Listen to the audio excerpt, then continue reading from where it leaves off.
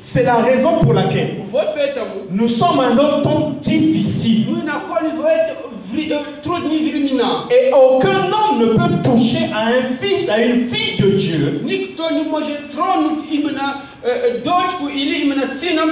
Pourquoi? Parce que le Seigneur a dit que nous sommes le sel et la lumière de la terre. Et c'est nous qui donnons de la valeur dans ce monde. Sans nous, le monde serait totalement dans les ténèbres. Et nous allons comprendre ça durant cette conférence. C'est pourquoi, lorsque vous écoutez, n'écoutez pas dans la chair, mais écoutez dans le cœur. Parce que ne voyez pas le nombre de personnes qui viennent écouter, mais voyez vous-même, car le salut est individuel.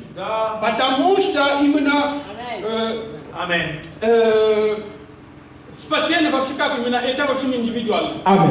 Amen. Nous poursuivons. Et Daniel était à Babylone. Et lui, il lisait les livres de Jérémie. Jérémie était son aîné, il fut aussi prophète.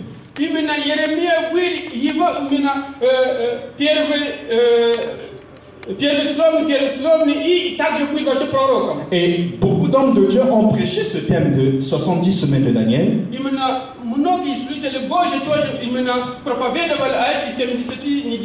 Et ils l'ont bien expliqué effectivement. Seulement, lorsque Dieu insiste sur un sujet,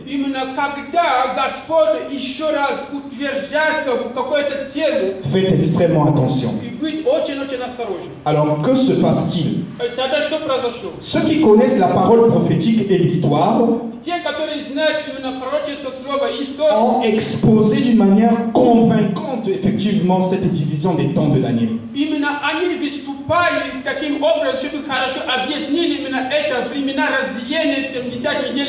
Et depuis Néhémie, où le Tserot, c'est-à-dire que le décret qui avait été donné par le roi de rebâtir Jérusalem,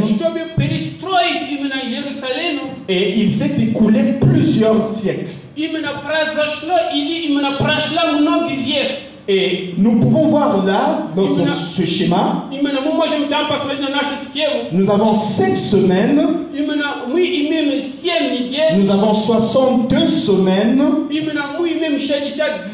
vous remarquerez que derrière il est écrit dernière semaine. Ne vous inquiétez pas, vous allez comprendre, mes bien-aimés. Et il y a un espace où il est écrit le don de grâce pour les nations. Amen. Amen. Le don de grâce pour les nations. Et ce don de grâce, pour ceux qui prennent des notes, parce qu'il faut prendre des notes, cela est parlé dans la parole de Dieu. Nous pourrons lire dans le psaume 118. Le psaume 118. Nous pouvons aussi lire dans Ésaïe 49, 8, 13. 49, 8, 13. Nous pourrons aussi lire dans 2 Corinthiens chapitre 6 versets 2 à 10. Je donne les versets bibliques pour que vous puissiez lire. Je donne les versets bibliques pour que vous puissiez lire à la maison. Une conférence est une conférence qui est assise sur la parole de Dieu. Et quand vous allez rentrer chez vous, que ça ne soit pas un discours qui vous passe par la tête, mais que vous puissiez comprendre que c'est Dieu qui vous a parlé. Amen. Amen. Et Daniel était entré en captivité en 606. Avant Jésus-Christ. Et de 606 à 538 où ils sont sortis, jusqu'en 538, avant Jésus-Christ, oui. Donc il s'est écoulé presque 68 ans que Daniel était à Babylone en captivité.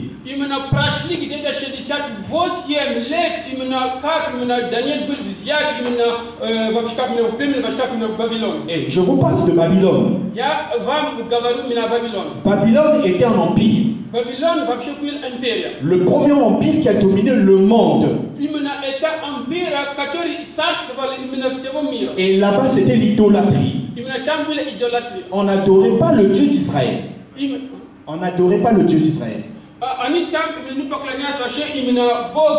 Et même Daniel, pour pouvoir effectivement faire son culte, il devait se cacher. Pourquoi? Parce que si on l'attrapait,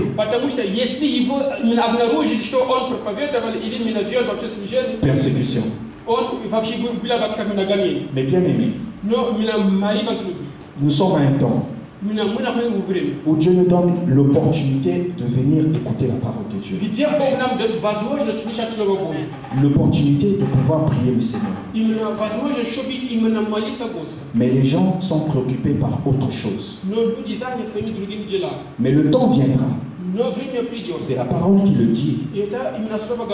Les gens seront persécutés véritablement et chercheront les églises. Mais pour en trouver, ce sera difficile. Pourquoi?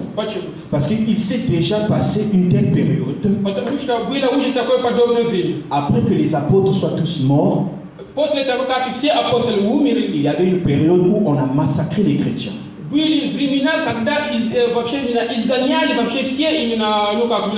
Et on demandait, crois-tu au Seigneur Jésus-Christ ou bien à la Trinité?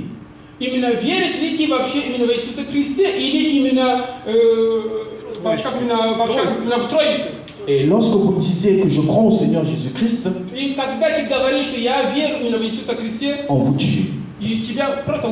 Aujourd'hui, ça fait plaisir aux gens.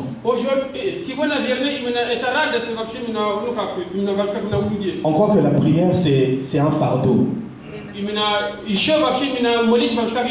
Mais le temps viendra où les hommes eux-mêmes chercheront les églises, chercheront les serviteurs de Dieu, mais n'en trouveront pas. Parce que ce sera difficile. Et nous allons voir ça. Amen. Et Daniel, à Babylone, n'a point péché contre Dieu. Il était en train de faire son culte en cachette. Et en cette période aussi, à Babylone, il y avait aussi une sorte de persécution. Parce que tous les royaumes du monde étaient sous la domination de Babylone. Et à Babylone, ils avaient d'autres dieux. Et si vous ne priez pas ces dieux-là, on vous envoyait chez les lions ou bien dans la fournaise ardente. Mais Daniel a eu une position. Mais nous ne connaissons même pas notre position. Mes frères et mes bien-aimés, avant qu'un homme de Dieu vienne pour prophétiser pour votre vie,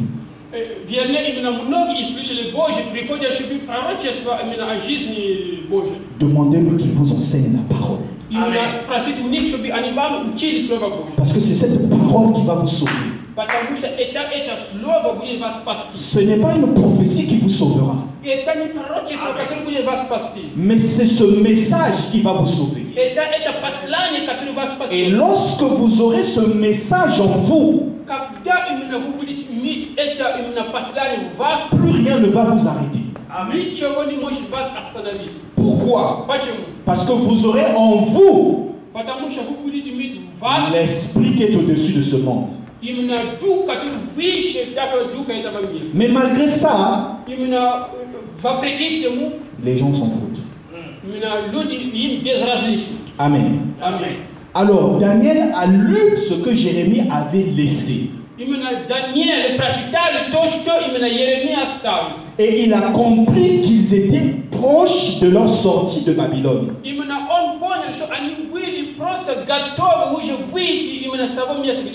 Et c'est pourquoi il a cherché la face de Dieu. Et Daniel, effectivement, a eu une réponse favorable de la part de Dieu. L'ange Gabriel est venu vers lui.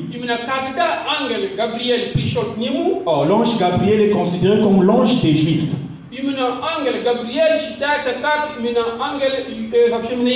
C'est ce que j'explique dans mon livre L'âge de la porte ouverte. Dieu avait au ciel 3 anges véritables. Il avait Lucifer, qui était considéré comme le premier ministre. Et il y avait l'ange Michael, l'ange selon la force de Dieu, et Gabriel qui est le messager véritable. Et c'est Gabriel qui est venu voir Daniel. Ce que nous avons lu dans Daniel. Et il lui a expliqué. En lui disant, tu es précieux devant Dieu. Je suis venu de la part de Dieu, effectivement pour te révéler des choses qui sont cachées. Écoute, et la connaissance augmentera. Et il a commencé effectivement à se préparer à la sortie. C'est comme l'église aujourd'hui. Je ne parle pas des bâtiments, mais je parle de l'épouse de Christ. Des fils et des filles de Dieu. Ceux qui reconnaissent le sang du Père. Quand ils écoutent ce message, ils sont en train de se préparer à vivre l'enlèvement. Pourquoi? Parce que nous sommes plus au temps de la distraction. Mais nous sommes au temps où chacun de nous doit se poser la question: si le Seigneur arrive, où irai-je? Je n'irai pas avec ma voiture. Je n'irai pas avec ma femme. Je n'irai pas avec mes enfants. Mais le salut est individuel. Et c'est pourquoi, quand un fils de Dieu prend position en ce temps de la fin, il devient un homme bizarre.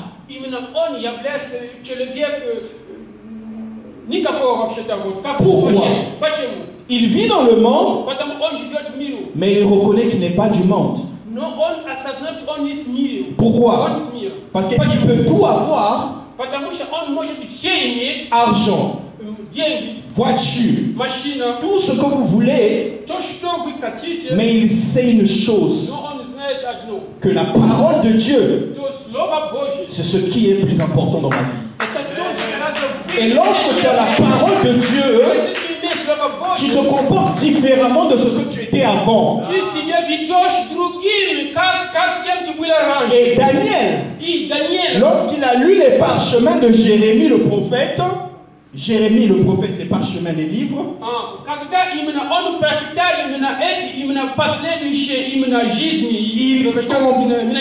il comprenait déjà que bientôt ils vont sortir de Babylone.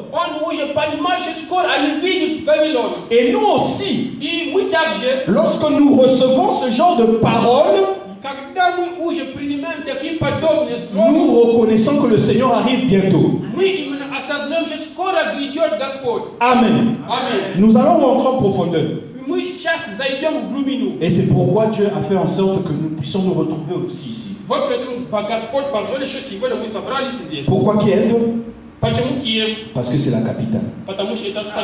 Et pourquoi la capitale? Parce qu'une nation, chaque nation a un esprit. Et l'esprit qui anime effectivement,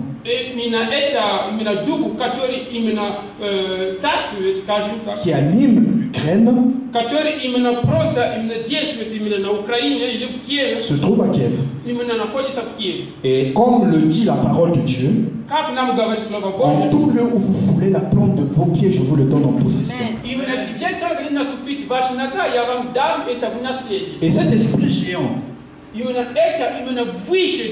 n'a aucun pouvoir sur l'épouse de Christ. Pourquoi? Parce que nous sommes les lumières et le sel de la terre.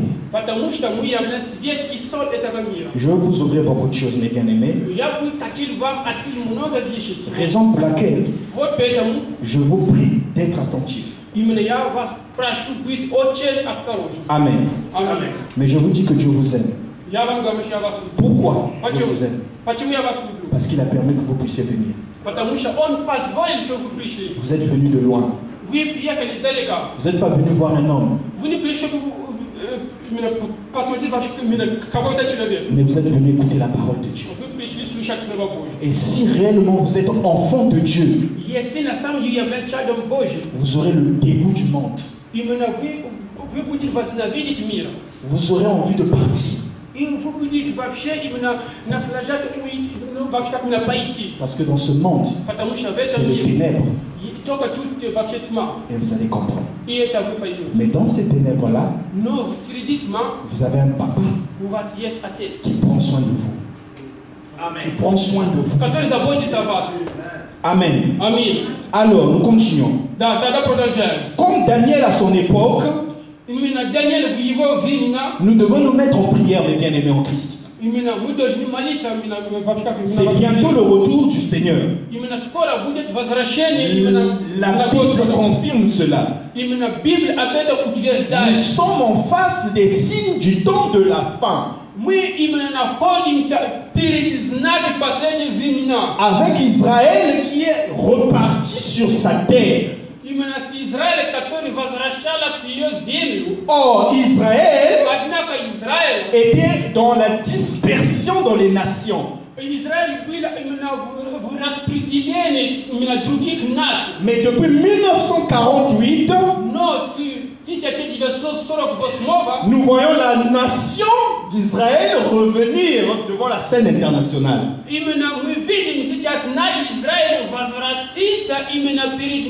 Pourquoi? Parce que la Bible dit que le salut vient des Juifs. Et c'est vrai. Parce que Dieu s'est d'abord montré à ce peuple. Et je répète, celui qui bénit Israël est béni. Celui qui maudit Israël est maudit. Ce n'est pas parce que Dieu n'est plus en Israël, et c'est vrai, que vous pouvez vous permettre de maudire Israël. Non, pas du tout. Mais nous allons comprendre cela. Ce schéma que vous voyez, mes bien-aimés, c'est le résumé de cette conférence que nous avons aujourd'hui. Et c'est pourquoi vous voyez ici, nous avons Daniel. Or, Daniel, c'est l'Apocalypse de l'Ancien Testament. Pourquoi? Parce que vous allez comprendre que vous ne pouvez pas comprendre Daniel sans comprendre l'Apocalypse.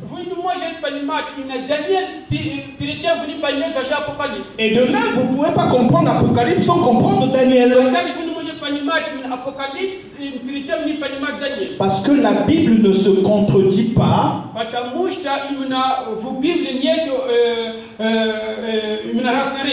Mais il y a une continuité.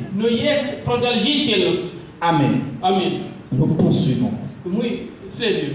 Le prophète Daniel a vu que leur temps à Babylone était presque arrivé.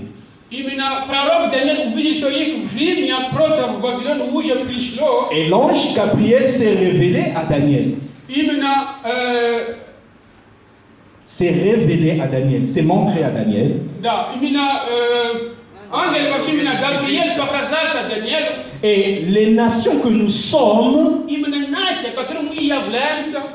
comment saurons-nous que le Seigneur Jésus-Christ arrive?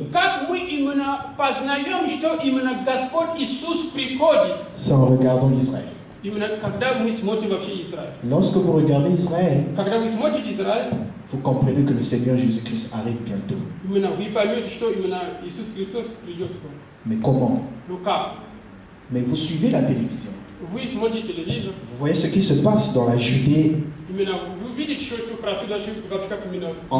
entre Israël et la Palestine, entre Israël et le monde arabe. Mais les gens ne comprennent pas. Pourquoi? Parce que les hommes de Dieu passent leur temps à chercher la prospérité.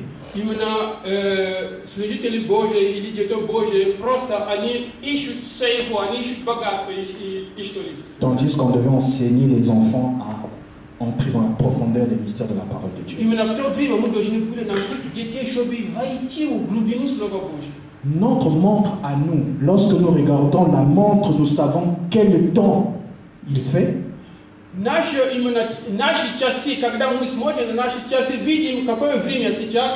Et l'Église doit savoir nous sommes à quel temps par rapport à Israël. Vous comprenez ça, mes bien-aimés? Ne soyez pas fatigués parce que nous sommes qu'au commencement. Et ce que vous allez écouter, c'est votre Dieu qui vous parle. Alors, Dieu traite avec Israël en tant que groupe, en tant que nation.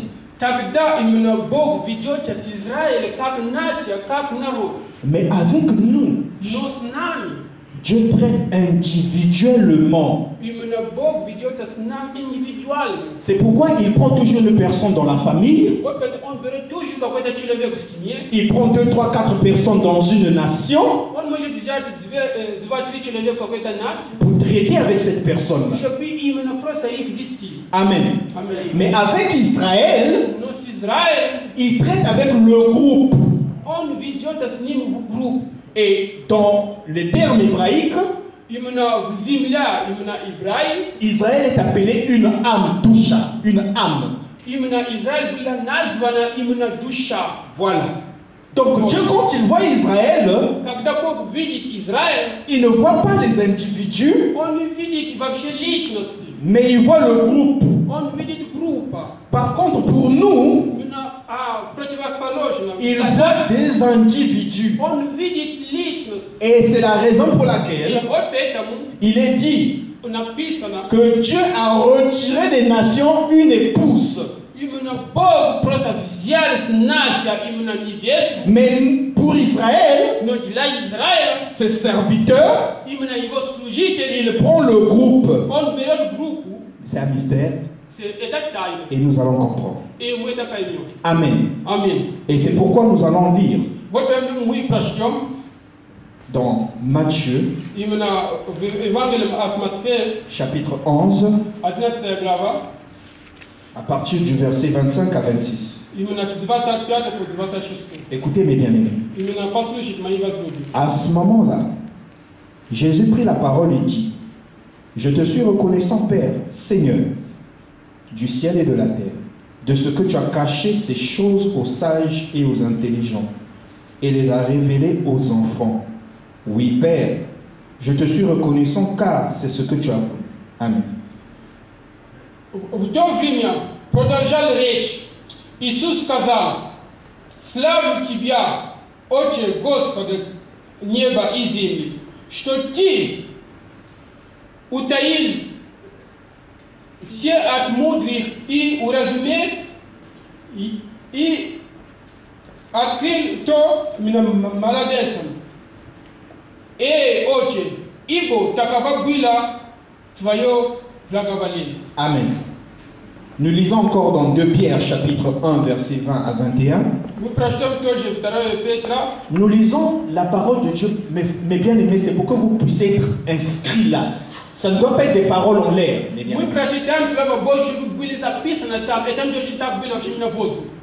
Que vous ne puissiez pas dire que c'est le frère Odé qui parlait. Non. Mais je vous montre les Écritures. En rentrant chez vous, vous puissiez relire et Dieu va encore vous ouvrir. Il est écrit dans 2 Pierre chapitre 1 verset 21 à 20.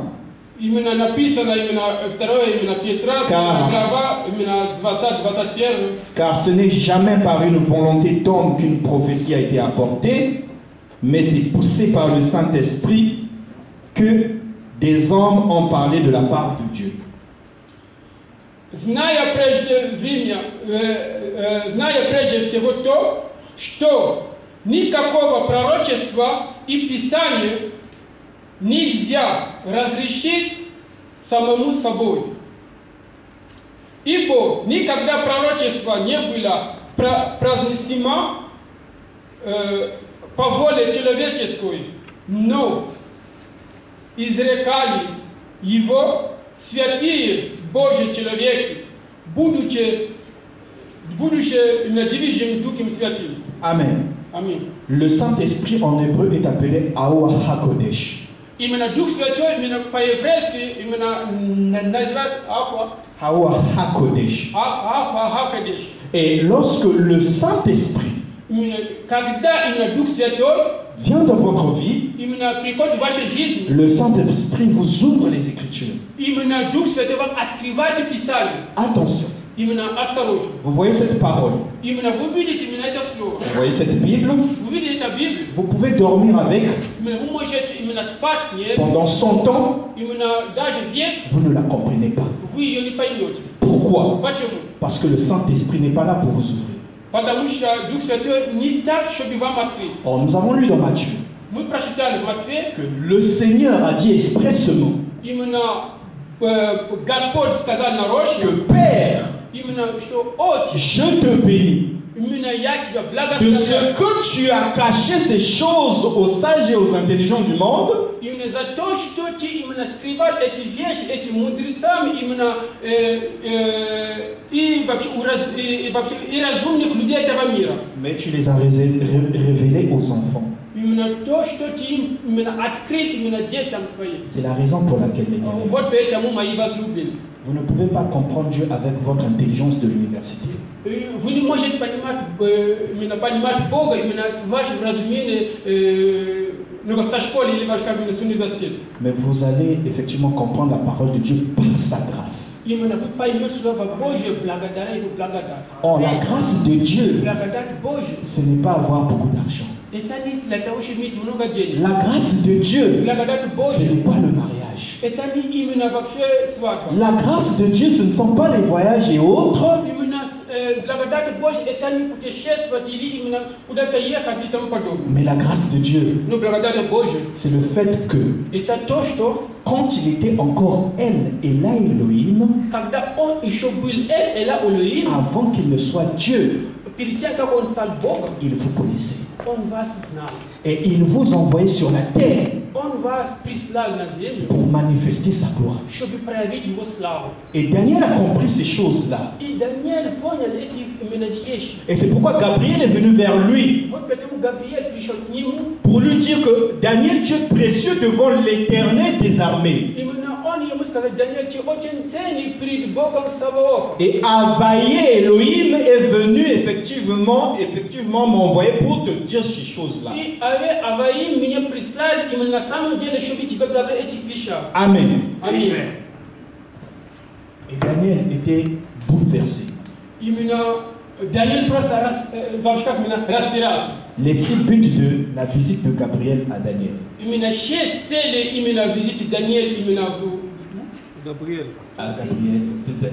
Gabriel à Daniel. Visite. Amen.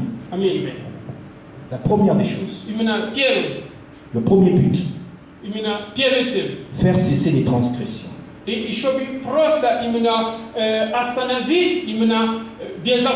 Pourquoi? Parce que nous, les nations, chacun de nous était étranger à Dieu. On ne connaissait pas Dieu. Amen. Nos ancêtres ne connaissaient pas Dieu. Oui, mais vous allez me dire, mais frère Odé, est-ce qu'ils seront sauvés? Oui, certains.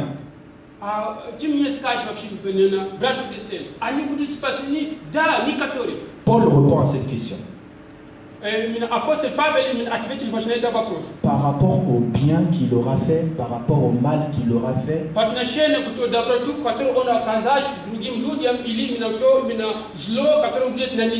Si votre grand-père a fait plus de bien, il rentrera au ciel.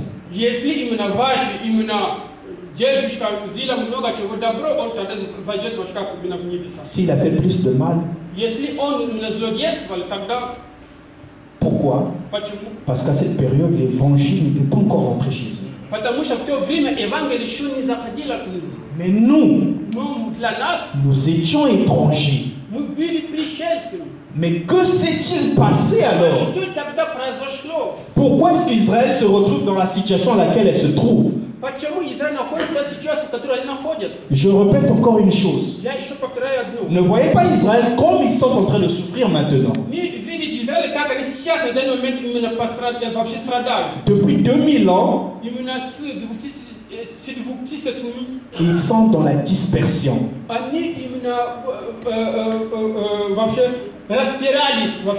Je parle après justement le départ de Jésus-Christ.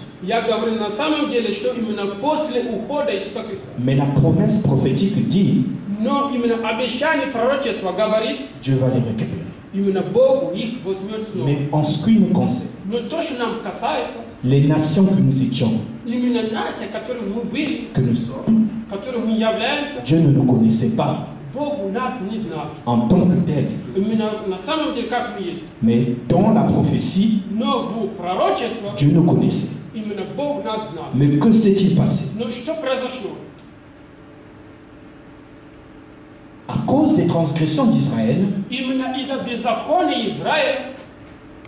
Dieu s'est tourné vers les nations.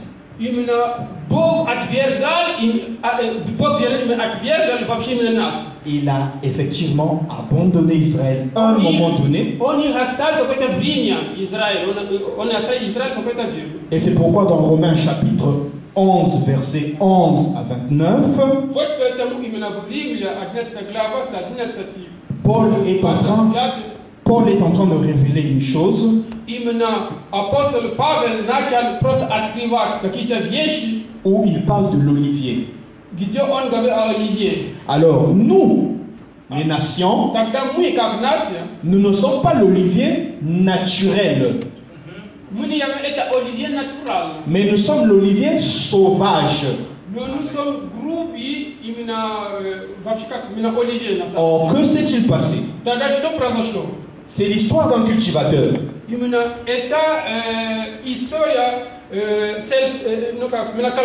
Il a plusieurs oliviers dans son champ. Et un bon matin, il prend la décision de couper les branches de l'olivier. Et il est allé prendre un autre olivier ailleurs. Et il est venu effectivement greffer à cet olivier naturel. Nous venons d'ailleurs. Israël, ce sont les fils de la maison. Mais Dieu a vaillé. Et celui-là même qui les a retirés pour nous prendre et nous mettre à leur place. Vous comprenez ça? C'est ça le problème. Et c'est pourquoi Paul dit, mais bien aimés, ne vous réjouissez pas du fait que vous êtes à la place d'Israël,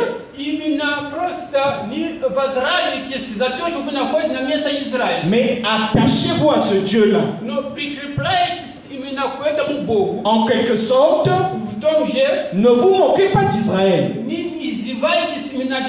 Sachez une chose, eux en fait, ils n'ont fait rien fait de mal, même s'ils ont commis des erreurs. Mais Dieu, dans son plan, a voulu que Israël soit arraché, vous soyez à leur place. Pourquoi? Parce que c'est le plan de Dieu. Or, Dieu n'a besoin du conseil de personne. C'est son plan. C'est l'histoire d'un réalisateur qui fait son film. Il choisit qui il veut. Mais c'est ça la grâce, mes bien-aimés. Amen. Les 70 semaines de l'année. Et alors, que se passe-t-il? Les 6 buts de la visite de Gabriel à Daniel.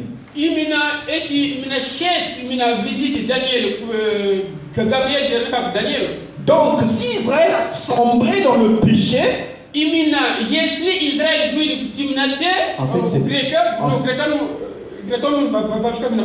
en fait, c'est pas la faute d'Israël. C'est Dieu qui a voulu que ce soit ainsi. Pour que nous soyons sauvés. Si ce n'était pas ça, nous ne serions pas ici aujourd'hui. Vous comprenez ça, mes bien-aimés? Ça, c'est le premier point.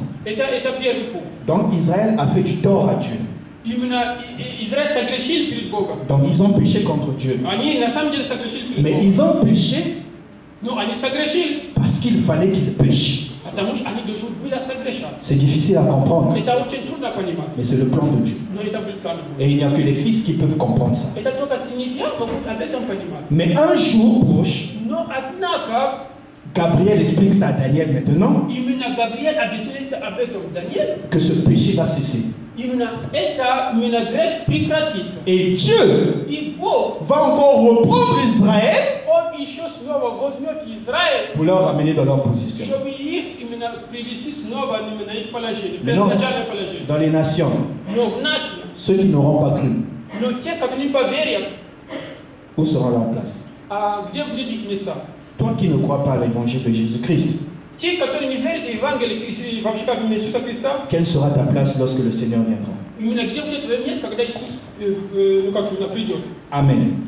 Et la Bible dit qu'ils recevront le Saint-Esprit. Nous allons comprendre ça au fur et à mesure. Le deuxième point.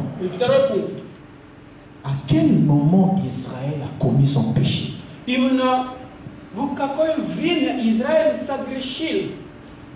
Pourquoi? Parce que Israël ne faisait que commettre des erreurs, mais Dieu les pardonnait.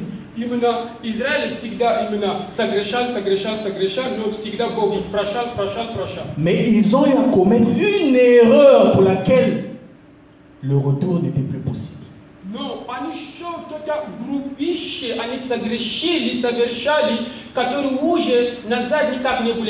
Nous allons lire dans Matthieu 27,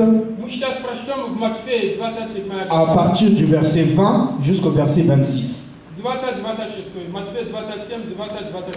Amen, nous lisons. Les chefs des prêtres et les anciens persuadèrent la foule de demander Barabbas et de faire mourir Jésus.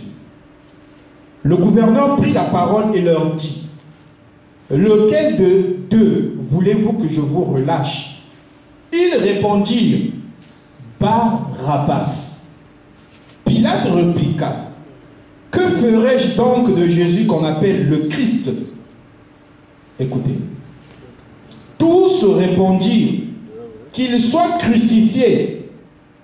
Mais quel mal a-t-il fait, dit le gouverneur, c'est-à-dire Pilate. Ils crièrent encore plus fort ceci, qu'il soit crucifié. Voyant qu'il ne gagnait rien, mais que le tumulte augmentait, Pilate prit de l'eau, se lava les mains en présence de la foule et dit: je suis innocent du sang de ce juste. C'est vous que cela regarde. Et tout le peuple répondit: que son sang retombe sur nous et sur nos enfants. Но первосвященники и старейшины возбудили народ просить воров, а Иисус погубить. Тогда правитель спросил их: кого из двух хотите, чтобы я опустил нам вам? Они сказали: воров.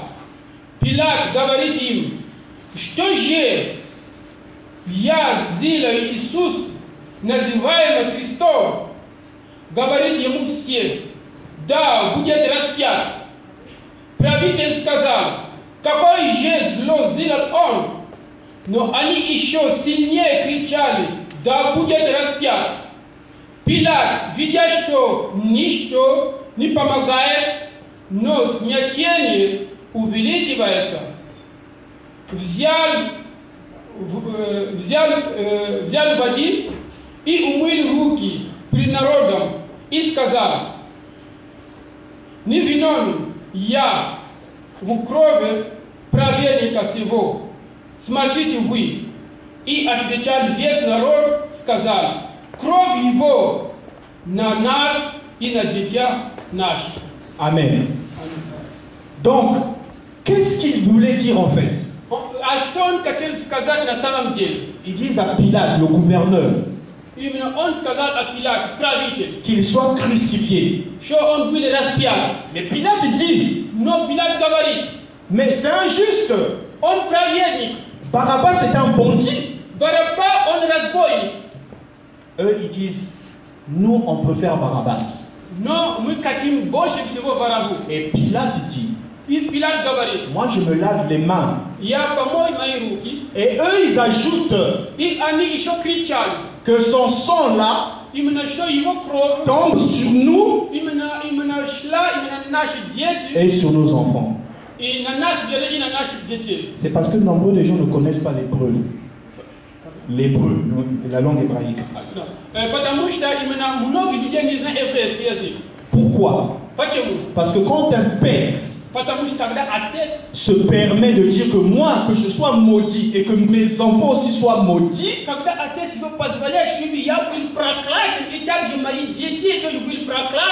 c'est quelque chose de grave. Or là, en fait, c'est cette action-là qui a fait que Dieu soit blessé profondément. Et c'est là que Dieu les a abandonnés. C'est ce verset-là. Dieu s'est senti déchiré. Israël, ma première épouse, qui se permet justement de divorcer avec moi. Vous comprenez ce que ça signifie? Dieu est un homme, Dieu n'est pas un homme. Pourquoi? Parce que Israël c'était l'épouse de Dieu. C'était le peuple de Dieu. Et à cause de ça, Dieu les a abandonnés. Or, qu'est-ce que ça veut dire? C'est le péché. Qu'est-ce que le péché? C'est l'incrédulité à la parole. Or, la parole, c'est Dieu lui-même. Et qu'est-ce qui s'est passé? Donc ils n'ont pas cru en Dieu. Pourquoi? Parce que la parole est venue vers les siens, mais les siens ne l'ont pas reçue. Là nous sommes dans Jean 1. Au commencement était la parole. Et la parole était avec Dieu. Et la parole était Dieu. Et dans le verset 14, il est dit que la parole s'est faite chair. Ça veut dire quoi, mes bien-aimés? Et c'est là que je vais vous bousculer un peu. Dieu est un avec sa parole. Et dans le plan de Dieu, il a d'abord envoyé ses prophètes. C'est pourquoi je vous dis toujours, faites attention. Il envoya ses prophètes. Personne n'a sauvé l'église première. Aucun prophète n'a sauvé l'humanité.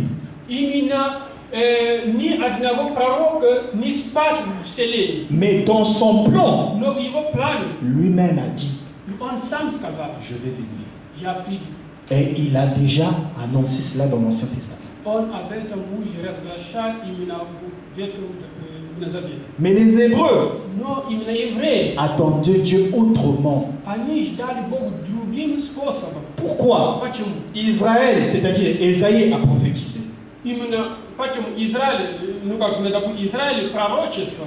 Malachie a prophétisé. Et au temps de Jésus-Christ, que ce soit les Sadducéens, les pharisiens, les autres,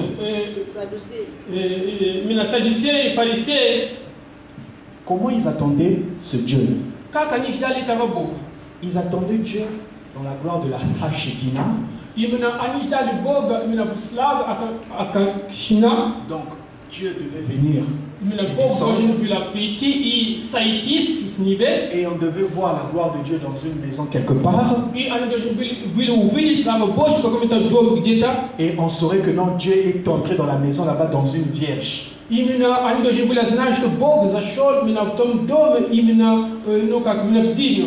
devait aller adorer ce Dieu-là. C'est comme ça qu'il est né?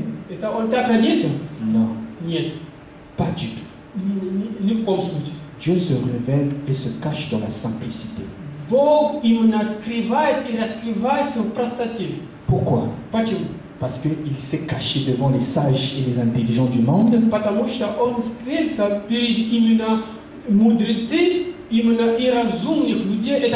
Mais il s'est révélé aux enfants. Vous voyez un peu, la même histoire se répète. Les pharisiens, les spécialistes de la loi, vous ne pouvez pas les convaincre du contraire. Ils connaissent la parole de Dieu. 40 ans de ministère. Multi-archbishop. Ils ont 1 million de membres dans leur église.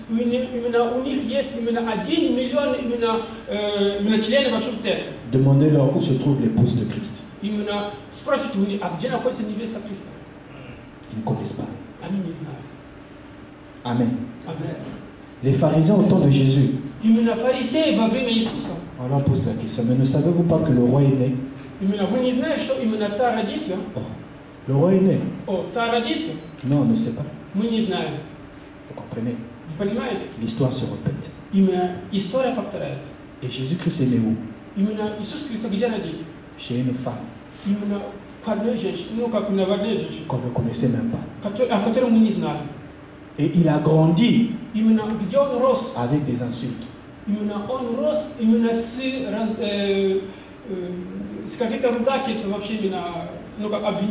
Mais c'était lui, le Messie, le Hamashiach. Amen. Or, il n'y a pas, selon les Hébreux,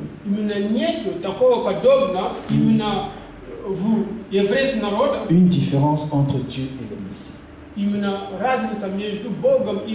Or le Messie, ce n'est autre que Dieu lui-même, qui vient visiter son peuple afin de les sauver. Pourquoi? Parce qu'il est le oint. Or, il n'y a qu'un seul oint. C'est Dieu. Amen. Et lorsqu'il est venu vers les siens, les siens ne l'ont pas reçu. Pourquoi? Parce qu'il s'était caché. Pourquoi il s'était caché? Parce que lui cherche ses enfants. Tout le monde ne rentrera pas. Mais attendez. Le plan de Dieu est compliqué.